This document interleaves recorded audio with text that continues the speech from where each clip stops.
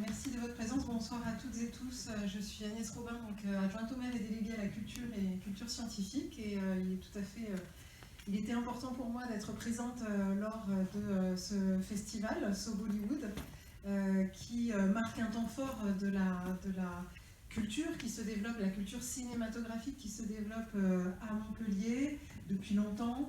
Donc je remercie son président, Ravi, ainsi que la vice-présidente. Et je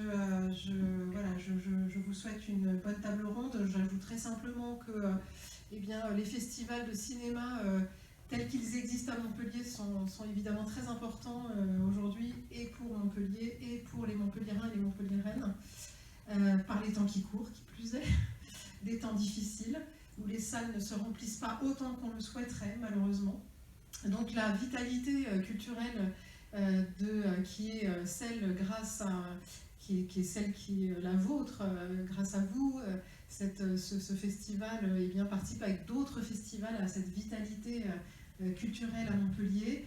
Le festival So Bollywood est un élément important, phare de cette vitalité, mais pas seulement. Il y a aussi bien sûr notre Cinémed, il y a aussi le festival du cinéma suisse qui il y a quelques jours s'est déroulé également, qui est important aussi pour nous. Et puis par ailleurs un festival qui est en lien avec le cinéma bien sûr, parce que c'est un festival qui a eu lieu également cette semaine, le festival Sud de Sciences, que je précise également que nous avons soutenu et impulsé avec l'Université de Montpellier, en partenariat avec l'université, une convention que nous avons récemment signée avec l'Université de Montpellier pour que ce festival Sud de Sciences, qui en fait est un festival qui a pour objet la diffusion et la promotion de films scientifiques, documentaires et films scientifiques, donc très important aussi. Voilà, donc tous ces festivals autour de l'image, en fait, l'image animée, l'audiovisuel, le cinéma sont très importants, et donc je remercie vraiment les organisateurs de So Bollywood pour leur dynamisme et pour la chance qu'ils offrent de pouvoir voir ces beaux films, voilà, qui sont projetés lors de ces journées. Merci à vous, et puis je vous souhaite une très bonne table ronde. Donc. Merci beaucoup.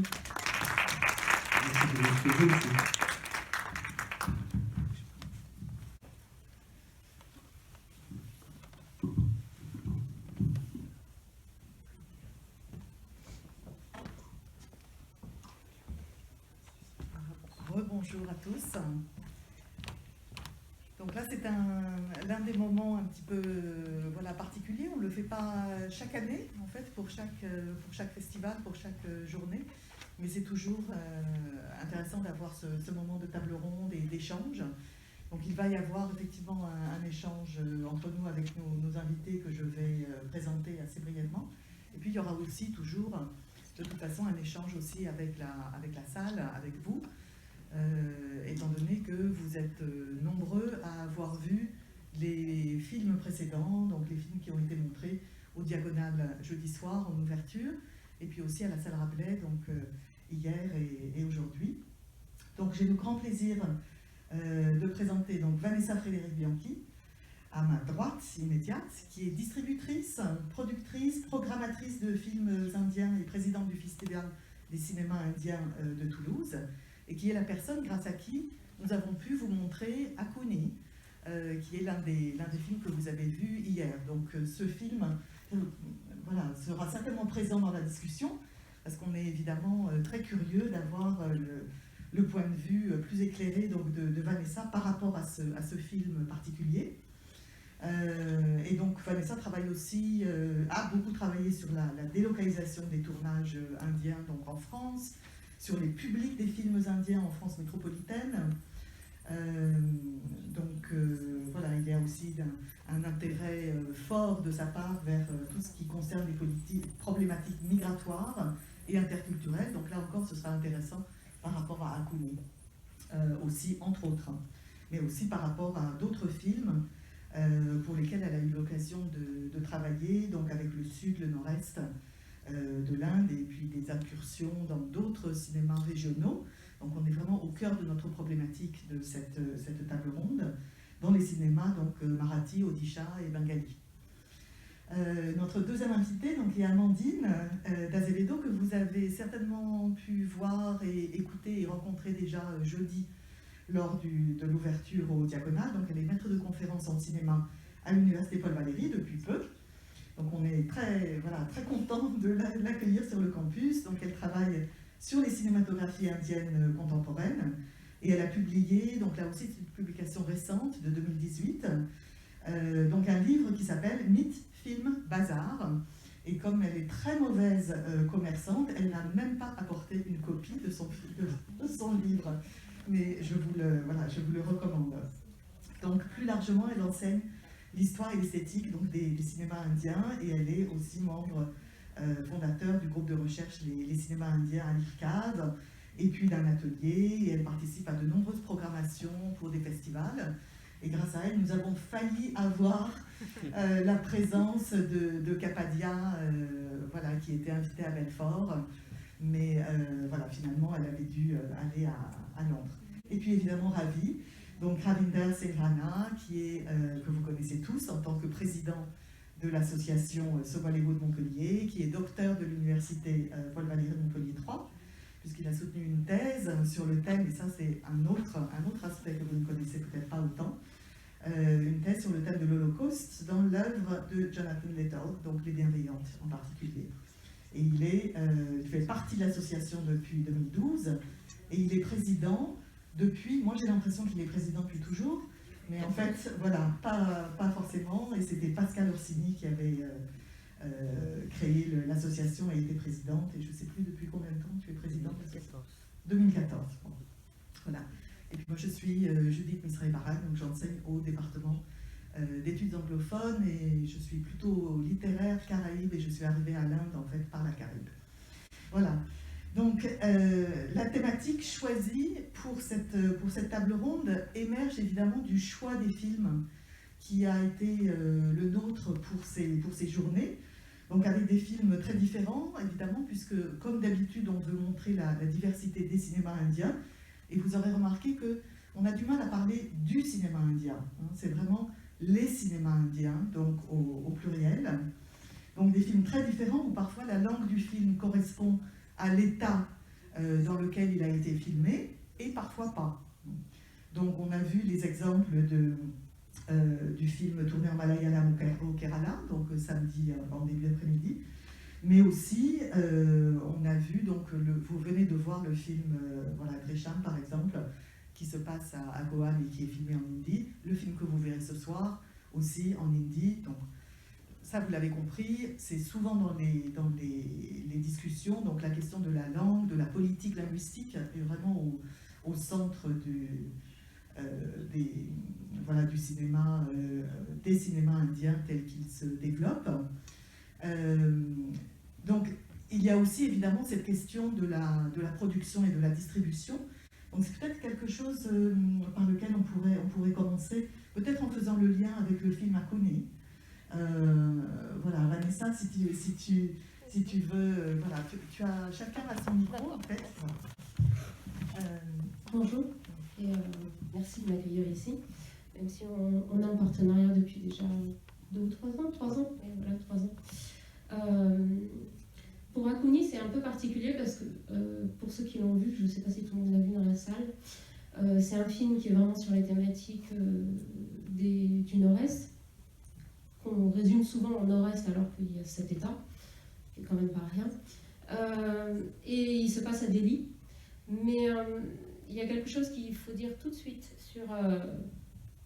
sur la portée du film, c'est que c'est une production indie, ce n'est pas une production du Nord-Est. Et il faut être très clair, les producteurs sont des producteurs indie, et quand je leur ai posé la question, d'ailleurs je leur ai dit comment vous qualifiez le film, c'est une production indie, pas Bollywood, mais indie. C'est un film qui a rencontré quelques difficultés de réception, pas uniquement à cause de la pandémie, parce qu'il devait sortir, nous on devait le projeter en avril 2020, et il devait sortir en Inde 3 semaines après. C'était déjà prévu, toute la campagne de com était lancée, et puis comme vous le savez, il y a eu le confinement, les cinémas ont fermé. Et du coup, alors pardon, j'ai un petit problème technique, voilà, je ne vous vois plus, mais au moins et du coup le film est sorti sur Netflix d'abord. il a abandonné l'idée de sortir en salle, il est sorti sur Netflix, et donc il a touché un très large public, et il a rencontré beaucoup de problèmes avec le public, on va dire, on va résumer, du Nord-Est, parce que peut-être que vous ne connaissez pas la politique en Inde et les situations de tension. Il y en a un peu partout, mais quand même sur les situations de tension dans le Nord-Est, elles sont encore très vives. Si vous avez voyagé, vous devez savoir qu'il y a des endroits où il n'est pas toujours facile d'aller sans autorisation. Il y a encore des endroits où on vous recommande de ne pas circuler par la route parce qu'il peut y avoir des conflits, des problèmes sur la route, on peut vous arrêter, etc. Et donc, vous avez des mouvements politiques qui sont très sensibles sur cette question parce qu'ils ont le sentiment d'avoir été occupés. Et pour eux à Kony, c'était trop gentil. J'imagine que ça fera écho à d'autres personnes. C'était trop gentil, ça finissait trop bien, etc., etc. Finalement, ils arrivaient à faire une fête, c'est une comédie en même temps, arrivaient à faire une fête en cohésion, avec un consensus, on est heureux, on s'entend bien, etc. Et paradoxalement, j'ai été sollicitée pour le programmer dans d'autres événements, dont un événement autour de la gastronomie indienne. Et j'avais proposé plusieurs films que j'ai dans mon catalogue de distributrice, et je leur ai proposé à Kony. Et il y a eu un rejet, mais alors absolument immédiat, parce que le film présentait une Inde pas jolie. Il n'y a pas de discrimination en Inde. Donc, on ne voulait pas du film qui montrait quelque chose où on ne s'entend pas toujours bien, alors que c'est pas forcément négatif, ça n'arrive nulle part que des endroits où on s'entend à 100%, on est tous d'accord, on a tous la même culture, le même consensus. Mais là, c'était très très mal passé. C'est marrant parce qu'auprès du public français, quand moi je l'ai présenté, quand je dis français, c'est des personnes qui ne sont pas forcément rattachées à la culture indienne au départ, eux, ils ont beaucoup aimé. Ça leur a fait beaucoup écho. Il y a plein de choses qu'ils ne comprenaient pas, en particulier qu'est-ce que c'est ce fameux Kony. Mais ça leur a beaucoup parlé. Il y avait une portée universelle qu'ils ont beaucoup appréciée. Je suis un peu sortie de ta question là. Mais voilà, c'était pour...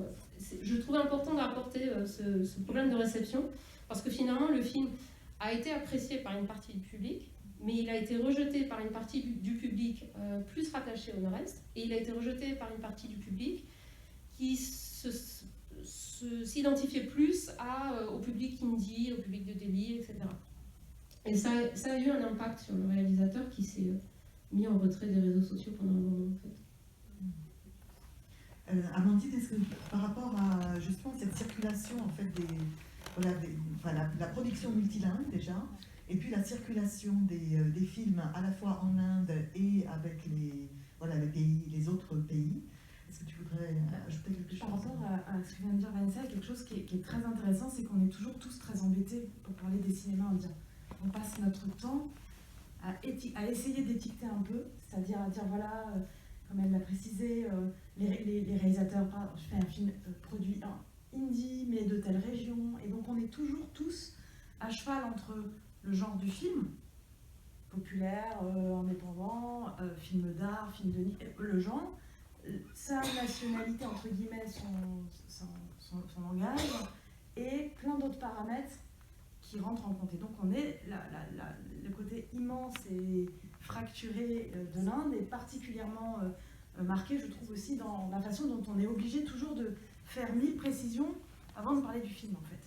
Et je trouve que ce qui est intéressant aussi, donc pour revenir au début de ta question, c'est que quand le cinéma, je dis pour le coup, le cinéma indien émerge juste après son invention par les Lumières, ou par Edison si on est américain, mais par les Lumières si on est français, dès que l'invention du cinéma et que ça se met en place en Inde, on a déjà un système de circulation. C'est-à-dire les premiers entrepreneurs, les premières personnes à acheter des caméras lumière, à faire des films ou quoi, on est déjà dans de la circulation à travers le pays, à travers les techniciens. Et ça reste, pendant toute l'histoire du cinéma indien, on a ces circulations. On a des techniciens, les techniciens du Sud par exemple sont très... sont très appréciés. Donc il y a très souvent des techniciens à la lumière ou des chefs opérateurs qui viennent des industries du Sud, qui circulent entre les industries. Et donc c'est un univers qui à la fois peut sembler très fermé à cause de la langue, parce qu'on fait un film dans telle langue, et qui en fait est traversé constamment. Et le cas des films, si on en vient vraiment à la question qui était peut-être posée aussi pour la table ronde sur la question des régions et de ces fractures régionales, c'est qu'on a, nous, une image, dit nous, public occidental, français, on a, nous, une image de l'arbre qui cache la forêt, qui est Bollywood, qui est notre mot-clé, qui est notre mot passeport, et les autres. Et les autres, c'est toutes les autres régions. Et là, je pense que le Covid, malgré toute la catastrophe que ça a apporté à l'industrie, au cinéma en général, à nos salles qui sont toujours pas pleines ou quoi, ça a été un formidable accélérateur pour le cinéma indien, pour les cinémas indiens. Parce que d'un coup, il y a énormément de films qui sinon restaient dans l'ombre du gros film du moment. On a l'impression que 2-3 fois par an, il y a la grosse sortie pour Diwali, la grosse sortie pour l'Aïd. Et là, d'un coup, en fait, il y a énormément de films qui, pendant le Covid, ont utilisé les plateformes, comme partout dans le monde, mais encore peut-être plus en Inde, où on a eu l'émergence, j'ai essayé de regarder, de refaire la liste, à la fois l'intérêt de plateformes comme Netflix, Amazon et Disney+, pour des productions indiennes, et la création de plateformes indiennes pour diffuser un cinéma. Et là, on a vu, alors c'était déjà là, ça faisait un petit moment qu'en festival, on repérait le petit bijou en malayalam ou le film, ça, tout ça, oui. Mais là, j'ai l'impression, alors après, je n'ai pas de chiffres en tête, hein, je serais très curieuse, j'ai pas du tout creusé ça, mais de me dire, d'un coup, on a cette diversité qui était là, qui est sur le territoire, elle est beaucoup plus accessible pour les voir, ces films, pour cliquer sur la VOD, pour louer le film 2 heures, plutôt que d'aller le chercher en festival ou d'attendre un passage. Et je ne sais pas en quelle mesure est-ce que... je commence à voir chez des amis réalisateurs cette espèce de vision en disant mais en fait je vais pouvoir toucher plus rapidement mon public. Je ne vais pas être obligée d'attendre, mais c'est peut-être un total mirage. C'est quelque chose qui pose aussi qui pose problème pour les toutes petites microscopiques structures aussi comme la nôtre, pour l'association et pour l'obtention des droits. Parce que du coup, comme les plateformes de diffusion finalement interfèrent, il y a de nombreux films pour lesquels on ne peut plus en fait avoir les droits et négocier directement avec le distributeur. Ravi, je passais, voilà, Vanessa. Est-ce que je peux dire quelque chose sur ça? Avec Apuni, on a un exemple, hein, c'est Netflix. C'est ça. Mais pourtant, ils avaient pris soin, bon c'était une grosse boîte de production, hein, mais ils avaient pris soin de garder les festivals. Nous, on était déjà pour parler avec eux avant que le film sorte sur Netflix, évidemment. Et je leur en ai parlé, je leur ai dit que vous avez dû décaler votre événement, nous aussi d'ailleurs. Et c'est très bien passé, ça dépend complètement des contrats en fait. Et paradoxalement, ceux qui auront les mains et les poings liés le plus, ce sont les tout petits films. Parce qu'à eux, on ne proposera pas le choix du contrat, pour le coup. Pour les gros films, c'est quand même beaucoup plus facile à négocier pourvu que Netflix et sa sortie. Voilà, ils auront fait le gros, c'est pas les festivals qui vont leur manger, surtout les festivals français, qui vont leur manger des entrées. Par contre, pour les petits films, c'est beaucoup plus difficile. Alors, je crois sur parole, Amandine, moi je ne l'ai pas ressenti. En même temps, la pandémie a été un tel déclencheur de toute façon de choses qui étaient déjà là, ça a été un accélérateur en fait. Je n'ai pas tant ressenti que ça en fait parce que moi je suis des films qui sortent en salle, beaucoup, surtout quand je suis coproductrice et en fait j'ai vu surtout tous les films se casser la figure parce que, en particulier pour des premiers films, c'est particulièrement meurtrier quand vous avez réussi à obtenir une sortie en salle et vous avez un confinement qui tombe dessus. Et comme c'est un premier film, et que vous n'avez pas envie de vendre votre film au rabais, vous ne trouvez pas de plateforme. Enfin, un prix décent. Vous ne trouvez pas de plateforme. C'est le cas d'un film Marathi que nous on a projeté, donc pareil comme vous, décalé d'1 an, en septembre. Et ce film-là. Non, ça, et là, c'est un film de Marathi, celui-ci je vais le sortir bientôt. Non, c'est Zollywood, c'est un film Marathi. Et c'est un petit bijou ce film, c'est un premier film. Franchement, si tous les premiers films étaient de cette qualité, ce serait vraiment bien. Qui s'intéresse à un sujet finalement qui sort un peu de l'ordinaire, puisque justement, on s'intéresse souvent à Bollywood et du coup, du Maharashtra, on ne conserve que Mumbai. Et là, ça se passe à l'extérieur, en milieu rural, et c'est sur ces formes d'art populaire itinérantes qui existent encore. Et c'est un film qui suit ces troupes-là et qui est basé sur des faits réels. Bon. Mais pour revenir à la distribution, Eh bien, au contraire, déjà que le problème de la distribution en Inde est crucial. Alors, vous allez me dire, il est crucial partout. Et si vous voulez, on parle chiffres, il est vraiment crucial en Inde. Les films indépendants avaient forcément de plus en plus de mal à négocier des sorties. Mais à la rigueur, avec des multiplexes, vous y arrivez un peu mieux parce qu'il y a tellement de salles que bon, vous arrivez à vous faufiler, etc. Mais avec la pandémie, ben justement, c'est un gros revenu qui se perdait. Et Netflix ne leur donne pas du tout le même budget que les blockbusters qui sont sortis en ligne finalement. Et en fait, revenons à la question que Judith a posée, en fait, est-ce que Netflix, ça pose un problème comme aux associations qui sont tout petites hein, comme nous, parce que ça remet tout de suite un film qu'on avait beaucoup aimé, qu'on voulait projeter ici, c'était Kapoor and Sons. Hein. Donc c'était un film, c'est un film qui traitait l'homosexualité, mais en fait c'était pas un film, c'était un film de Bollywood hein, en plus, hein, donc qui traitait l'homosexualité d'une manière un peu en même temps violente, mais en même temps très subtile. Hein. Donc on a négocié avec Viacom et on a obtenu les 3. Mais une semaine après, on a obtenu les 3. Et une semaine après, ils nous disent non, c'est pas possible. Hein. Et ils nous ont même pas expliqué pourquoi. Et là, j'ai compris que parce que c'est Netflix. Donc, tu vois, donc c'est ça.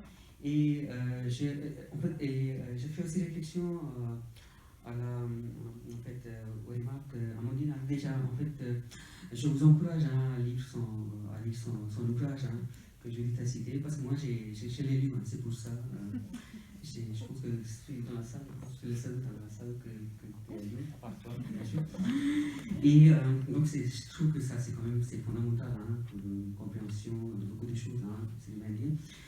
Et ayant vécu dans les années 90 en Inde, en Italie, je pense que j'ai peur hein, que peut-être Netflix et d'autres plateformes hein, ils vont faire la même chose que dans les années 90 a fait le cable television, hein, la télévision par câble.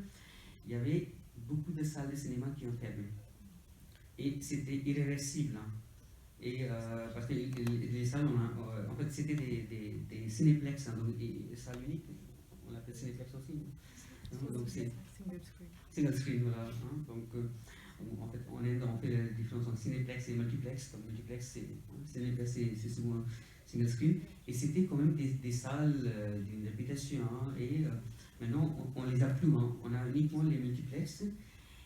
Et à cause de la Covid et à cause de la Netflix aussi, hein, il y a même des multiplex, en fait, ils ont fermé. Hein, ou soit ils font un centre commercial, hein, mais il n'y a pas de cinéma. Donc, parce qu'en fait, le cinéma, ce n'est pas seulement le divertissement, c'est aussi, mais ça fait partie de la culture indienne. Hein. En fait, des fois, je fais le rapport, en fait, le cinéma indien, en fait, le cinéma en Inde, hein, c'est presque comme si ce sont des romans en France, hein, voilà, comme les livres en France. Hein, donc, c'est vraiment, ça fait partie de la culture. Hein, donc, j'ai peur peut-être hein, que, en fait, j'espère que ça ne va pas se passer comme c'est passé en années 90. Hein, et, mais le multiplex, déjà en Inde, jouait moins le jeu que, on va dire, enfin, il y avait quand même plein de multiplex qui, pour les grosses sorties, ne jouaient pas du tout le jeu du multisalle et projetaient le même film dans quasi toutes leurs salles. Donc, de toute façon, on a tous vu des moments où on avait très envie de voir peut-être autre chose que le gros. Ça, c'est plus récent. Hein. Ça, c'était avec tous les films de Salman Khan, Shah Rukh Khan. Et il y avait, en fait, les salles étaient. Il n'y avait que ça, en fait. Des fois, une fois, j'ai compté, il y avait 25 multiplex à New Delhi. Et les 25 montraient le même film. Hein. Le même film. Et il y avait des multiplex. La majorité, c'est les 20 multiplex qui montraient que ces films-là pendant toutes les 5 séances. Hein. Du coup, le but c'était de gagner tout ce qui a été en fait, dépensé sur le film pendant un week-end. Donc c'est assez récent. Hein. Oui, déjà par rapport à ton exemple sur Kapoor & Sons, je dirais que le problème c'est peut-être plutôt Viacom que Netflix. Parce que c'était quand même à eux de gérer cet intermédiaire-là. Donc, oui, non, mais là, ce qui me vient spontanément, sachant qu'en plus j'ai eu à communiquer avec eux, je dirais que le manque de clarté et d'efficacité est peut-être plus de leur côté que celui de Netflix. Netflix, c'est très clair en général. sur les salles et l'accès au cinéma en Inde, c'est vrai que l'Inde, c'est vraiment un grand pays de cinéma, où tout le monde vous parle de cinéma, tout le monde a envie de faire du cinéma, tout le monde connaît quelqu'un qui a fait quelque chose, etc. Pour autant, c'est quand même un pays avec une énorme, immense disparité d'accès au cinéma. Vous allez me dire, on peut faire pareil pour la France. Sauf que la France, c'est tout petit, quoi, à côté. Donc, si vous avez des disparités, c'est le cas. En France, vous avez un nombre d'écrans par personne dans la population à Montpellier qui n'est absolument pas le même que celui de je sais pas où, à 100 km de Montpellier. D'accord ? Bon, sauf qu'en Inde, c'est ça, mais décuplé. C'est-à-dire que vous avez à peu près un écran pour 11 000 personnes à la louche, je n'ai pas le chiffre exact, en France. D'accord ? Et vous avez un écran pour 110 000 personnes en Inde. Un écran. Je mets tout confondu, les single screen et les multiplex. Et dans ça, vous avez un territoire qui est absolument pas desservi de la même manière. Si vous allez dans le nord-est, vous allez en Assam, il y a moins de 20 salles pour tout l'État. Je dis l'Assam, ça pourrait être autre chose. Hein. Si je vais au Kerala, à Kochi, il y a des salles historiques, un machin bidule. Vous allez 100 km dans les terres, c'est terminé. Voilà. Vous allez au Tamil Nadu, c'est pareil. Vous allez au Maharashtra, c'est pareil. C'est partout pareil. Ce phénomène de concentration, d'urbanisation dans les villes, qu'on connaît dans le monde entier, mais à l'échelle d'un pays comme l'Inde, c'est énorme. Et comme par ailleurs, les single screen, les petits cinémas, une salle unique, qu'on a connu il y a longtemps en France, mais qu'eux avaient encore cette chance d'avoir, je crois qu'au Tamil Nadu, dans le district de Chennai, il n'en reste plus qu'un. Donc voilà, ça vous donne une idée. Mais ils avaient encore ils ont encore, mais il est en train de se perdre, ce fonctionnement de cinéma itinérant aussi. Mais il est en train de se perdre aussi. Et vous avez par ailleurs, c'est pour ça que c'est multifactoriel, la politique des multiplex, on la connaît en France. Si ce n'est qu'en France, ils essayent de mordre un peu sur la place des arts et essais, et ils reçoivent, il y a un avantage à le faire, mais en Inde, il n'y a pas d'arts et essais. Donc la politique des multiplex, elle a permis aussi de développer, elle était soutenue partout, parce qu'elle a permis de développer la part des films autres qu'indiens. Et ça aussi, ça joue sur l'accès aux films. Alors je ne vais pas dire qu'avant, ils étaient tous pour le cinéma indépendant, c'est pas vrai. Le problème de distribution, c'était le même. Mais la pandémie a juste servi, à mon avis, d'accélérateur, en fait. Les plateformes, elles étaient déjà là, il y en a encore plus, mais il y en avait déjà beaucoup. Et alors, ils en ont un paquet, mais alors je ne vous dis pas, je n'arrive même pas à suivre, en fait. Ils en ont énormément, qui essayent, pour certaines, de vraiment diversifier avec des films des différents États, parce que effectivement, ce n'était pas le cas avant. Mais par exemple, si je parle de Elaro, film Gujarati, dont je t'ai dit que j'allais sortir dans quelques semaines, ce film-là, c'est un film Gujarati. Alors autant vous dire, le Gujarat, en termes de production de cinéma, il n'y a pas beaucoup. Ce film-là, il a eu une sortie qui a très bien fonctionné. Pourtant, ils n'avaient pas un gros budget. Je me souviens qu'à peu près 4 ou 5 mois après la sortie, au Gujarat, ils étaient toujours à l'affiche dans 2-3 cinémas à Mumbai. Et ils faisaient du monde. De toute façon, ils auraient giclé.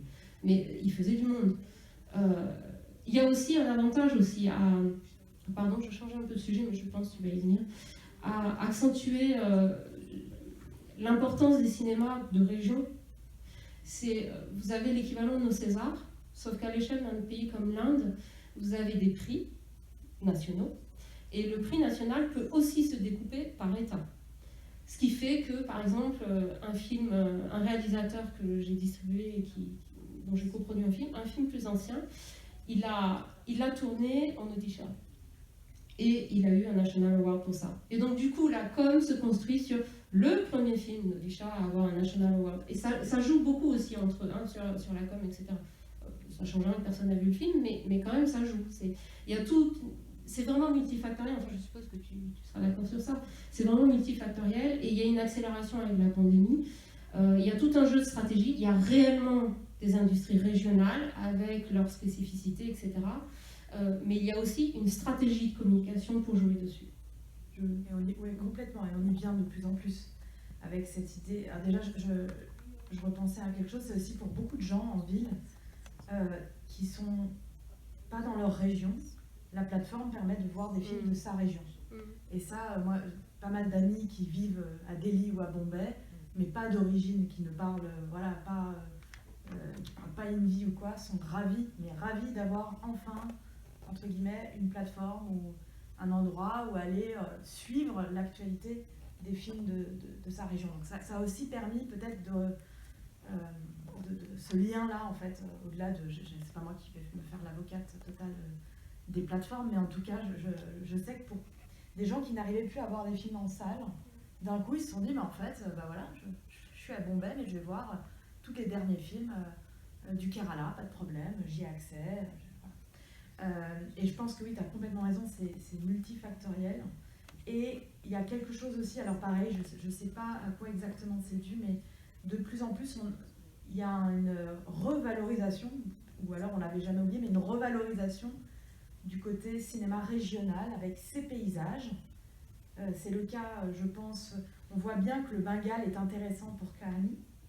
Il y a besoin les fêtes régionales, le costume régional. On voit bien que dans les productions, c'est de plus en plus lié, cette revendication régionale. Que ce soit au niveau de la narration, le personnage se déplace, il doit voyager, on va à Goa, on va au Tamil Nadu, etc. Donc il y a ça. Et c'est aussi une revendication, j'ai envie de dire, du côté de certains réalisateurs. J'en discutais tout à l'heure avec une des personnes qui est dans la salle, mais cette idée par exemple qu'au Kerala, on a fait un cinéma très puissant d'art et essai, qui a une identité très forte dans l'histoire des cinémas indiens, et que cette identité, je ne dis pas qu'elle a été en sommeil, mais là d'un coup ça revient. Avec certains films, on réaffirme qu'en fait il y a l'histoire du cinéma indien, mais en fait il y a l'histoire du cinéma en malayalam, qui n'est pas exactement la même, et sur laquelle des jeunes réalisateurs peuvent s'appuyer, et peuvent dire, mais en fait moi je viens de telle région. Et donc moi, mon histoire, mes paysages, mes références, c'est ça. Et je pense que là, on arrive à un moment où je pose mon papier parce que il y a plusieurs choses qui viennent se superposer comme strate, qui est de se revendiquer, bon, film indien, mais plus que film indien, un peu ce que faisaient les Bengalis, c'est-à-dire de dire, ah non mais attendez, moi, cinéma indien pour tout le monde entier, c'est films populaires bollywoodiens en hindi. Moi non, moi je fais cinéma, etc. Et je regardais aussi tout à l'heure, c'est amusant, il y a une plateforme de critique que j'aime beaucoup, et je regardais un peu comment ils classaient, parce que c'est toujours le problème, moi ce qui m'intéresse c'est l'étiquette, le classement, comment est-ce qu'on classe les films, et eux ils ont même des classements où c'est non-indie. Voilà, on fait le best des films, voilà. Et puis les non-indie, donc les films qui ne seront pas rattachés à cette espèce de cinéma indien dans l'inconscient collectif qui est forcément du populaire en hindi.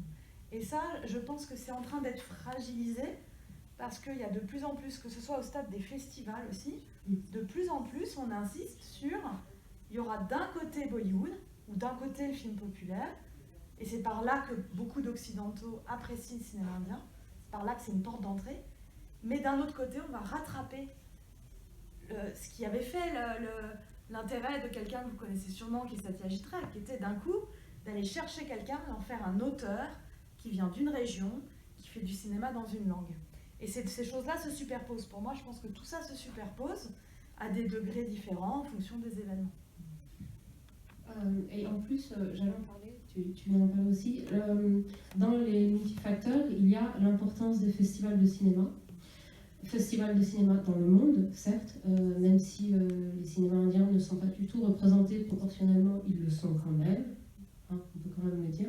Mais surtout, il y a l'importance croissante, je pense que là ça stagne un peu, mais qui a été croissante des festivals de cinéma indiens eux-mêmes. Et alors là se jouent plusieurs choses. C'est à la fois dans la sélection, et donc les films qui vont être repérés par le public, et à la fois la puissance, la popularité de ces festivals. Et si on prend pour des festivals de cinéma qui ont la réputation d'être des festivals de cinéma pour personnes qui aiment le cinéma, on va se retrouver beaucoup sur Calcutta et sur Kochi en fait. Enfin non, pas sur Kochi, sur Tirunelveli.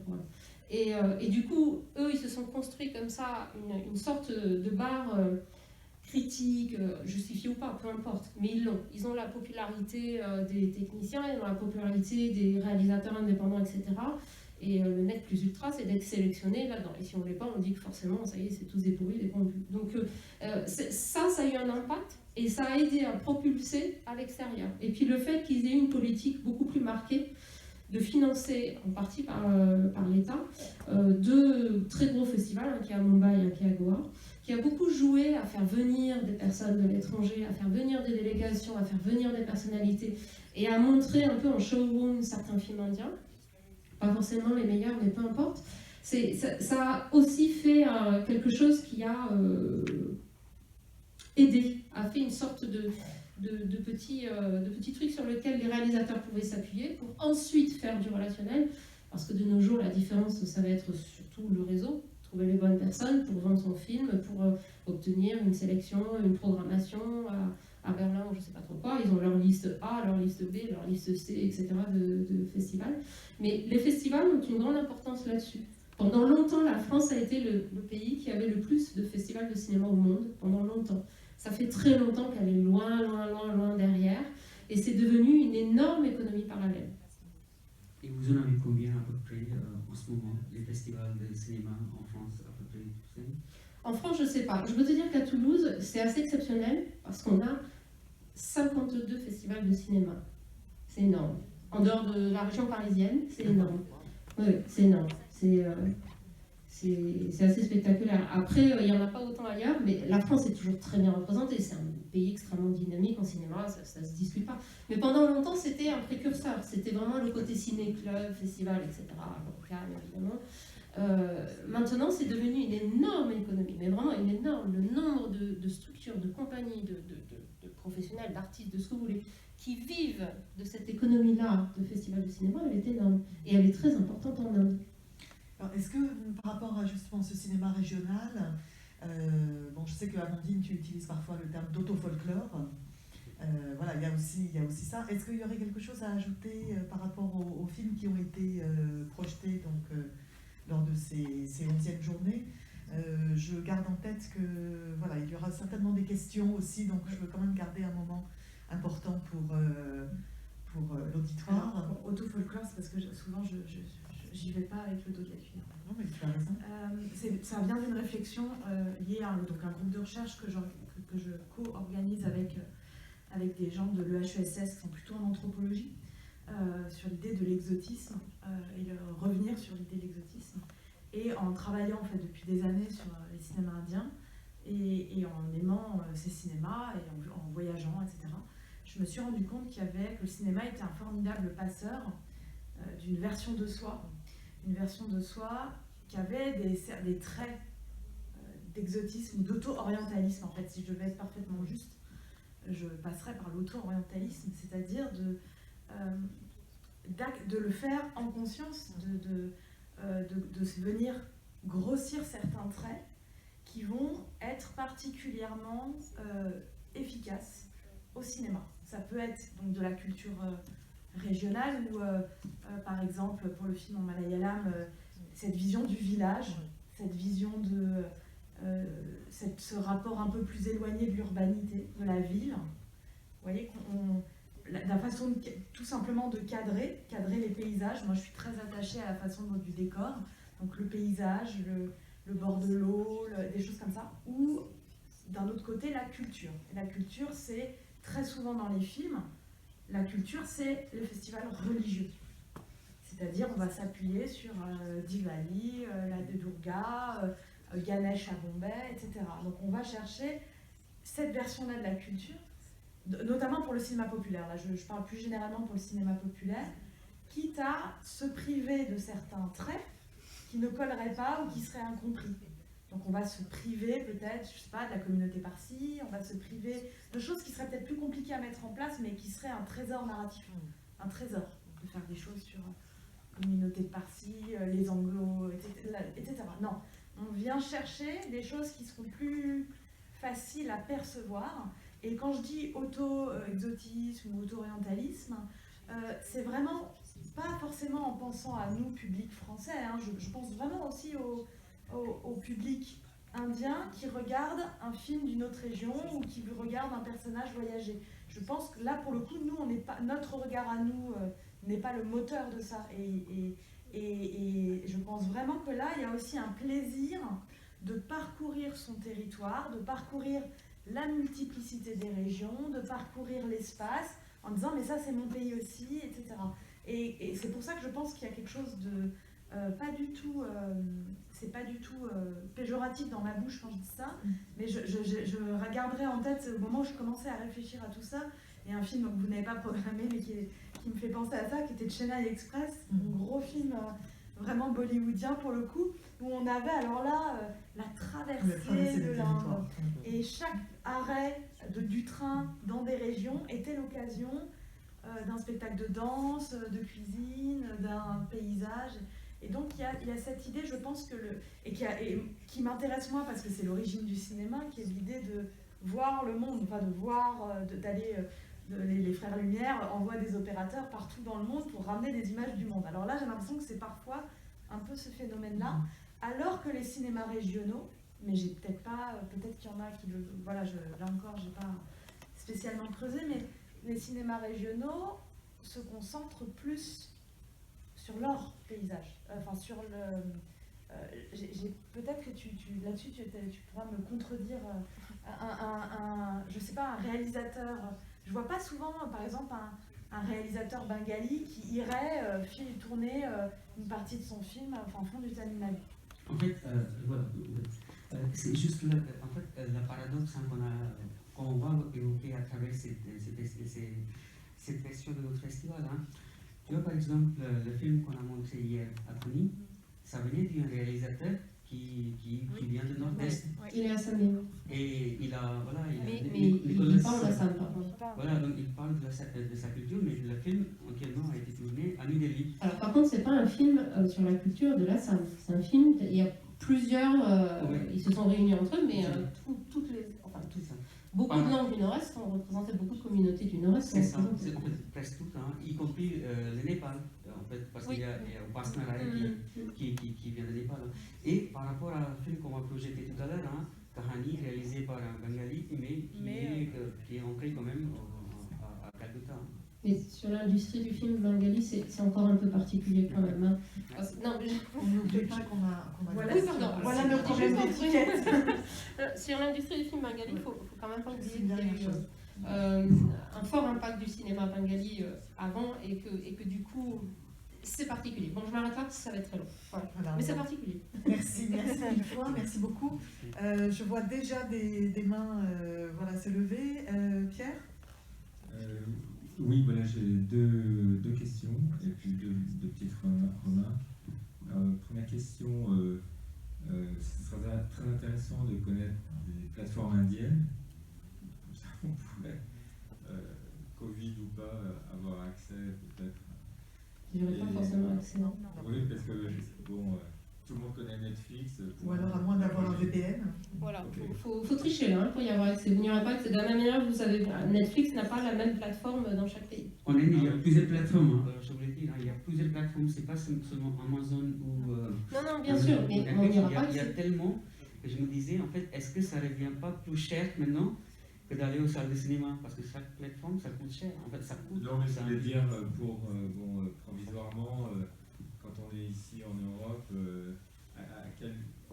vous avez parlé de VDN, parce qu'il y a des plateformes indiennes que vous pouvez citer sur lesquelles on peut aller ou s'abonner. Non, on ne peut pas les citer parce que ce serait illégal. Ok, bon. Alors, ma deuxième question, c'était, je crois que vous avez cité, bon, pas pour les festivals, mais pour la création. Vous avez dit que c'était actuellement, le Kerala, une ville qui s'appelle Tiru, je n'ai pas entendu la suite. Oui, c'est quoi la version déjà en anglais? Trivandrum. Trivandrum, La ville la plus au sud, vous ne pouvez pas la louper. Oui. Et puis de toute façon, c'est la capitale. Il y a très longtemps, donc c'est Trivandrum et Calcutta, donc les villes où on défend. Et ça m'amène à une petite remarque. Donc je crois que vous avez dit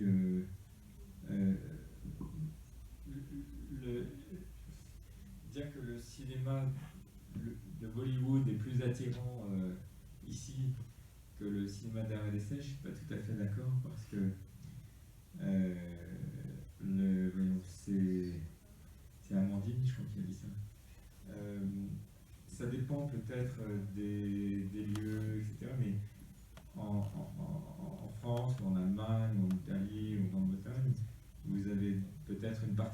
public qui sera plus attiré par Devdas.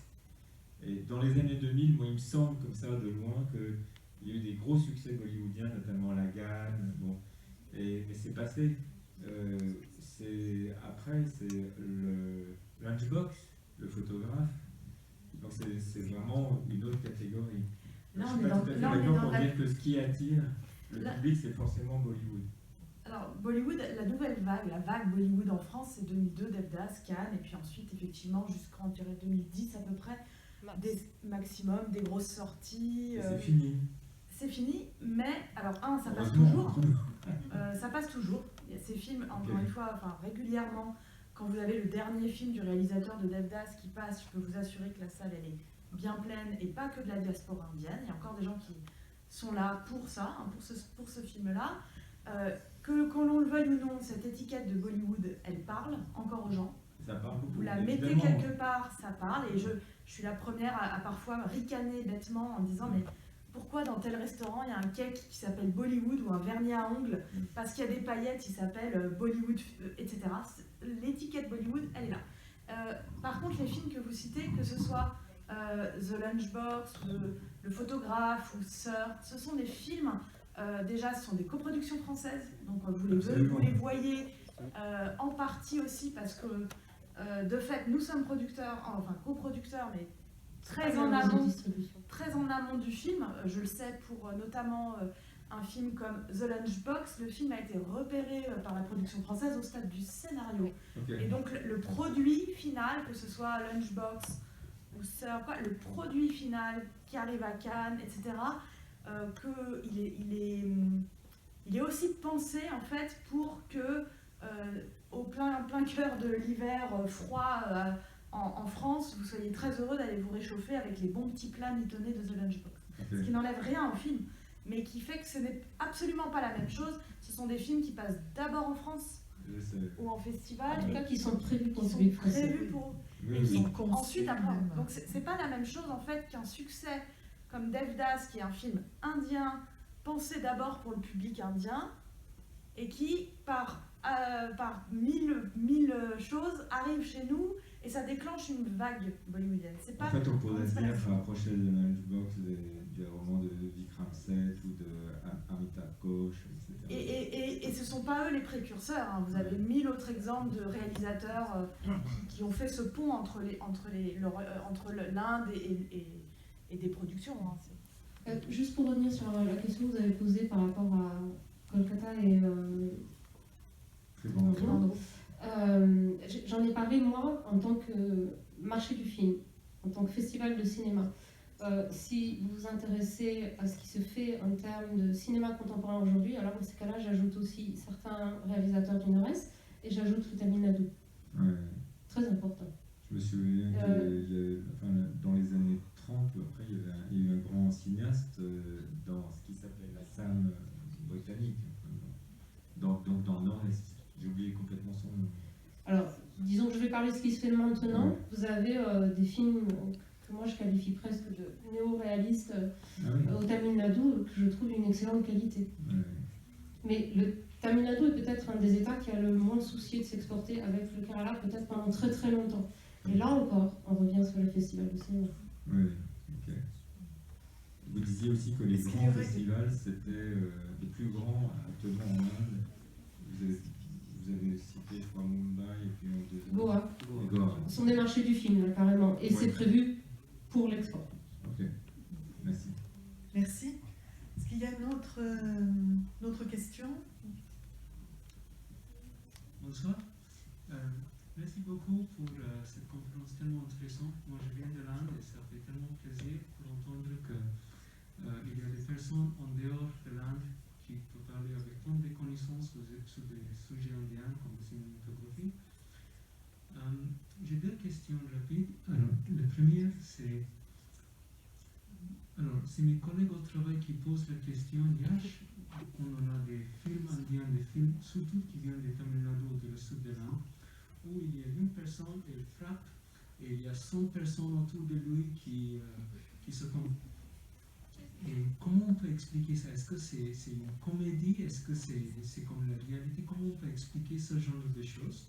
Et aussi le fait qu'il y a toujours des chansons et la danse pendant dans les petites séances dans ces films Bollywood. Moi, j'ai vu les films de Shah Rukh Khan, beaucoup de films à l'époque, et il y a tant de... moi, j'adore, mais je suis indien, mais comment je peux expliquer à une audience qui n'est pas indienne alors, est-ce que c'est une réalité? Est-ce que c'est comme ça le vie est fait? Comment on peut expliquer ça? Juste un petit peu. En fait, après, je te laisse en fait. Vous avez 2 minutes. Bon, Joker alors.